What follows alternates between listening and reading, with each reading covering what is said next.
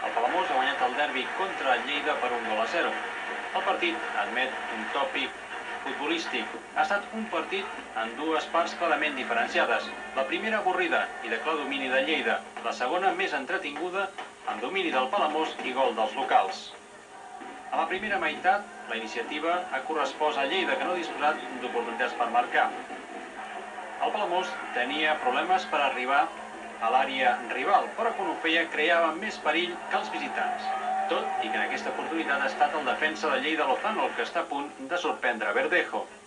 En el minut 34 Ángel fa una centrada en cop final de Melenas a les mans del porter de Lleida. Melenas avui era el substitut del golejador Sixto, lesionat.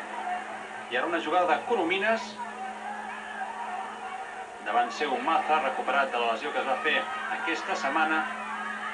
I després de fer el més difícil, Melenas no pot resoldre aquesta situació propícia per aconseguir el gol. La pilota acaba en les mans del porter Verdejo. Cap dels dos entrenadors no ha fet canvis durant el descans. Però quan només s'havien disputat 6 minuts al segon període, Palau en el Lleida ha entrat per Galvez. Abans hi ha hagut aquesta espectacular jugada de Coromines, que després de deixar al darrere 4 jugadors, no ha sabut rematar la jugada.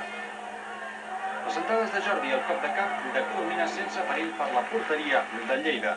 En els primers minuts del segon període, el Palamós ha atacat en perill, com en aquesta acció d'Àngel, que s'havia quedat sense angle pel llançament i ha enviat la pilota a la graderia. L'única oportunitat en què ha llançat el Lleida contra la porteria de López, que ha tingut avui molt poca feina. I atenció, perquè aquesta és la jugada del penal que finalment ha donat la victòria al Palamós. Coromines cau davant de Chema dins de l'àrea i l'àrbitre indica el punt de penal. Coromines ha reconegut que l'àrbitre ha estat molt generós. Les esperances de puntó de Lleida s'han anat a Norris en transformar Ángel al penal en què acabava de ser sancionat l'equip lleidatà.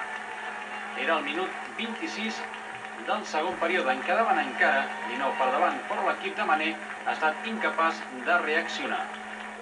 En els 19 minuts que quedaven, només ha xutat un cop contra la porteria de López, que no té cap problema per aturar aquesta pilota. Malgrat la derrota d'avui, el Lleida encara és segon en 12 punts i 4 positius. El Palamós ocupa la 13a posició amb 9 punts i un negatiu.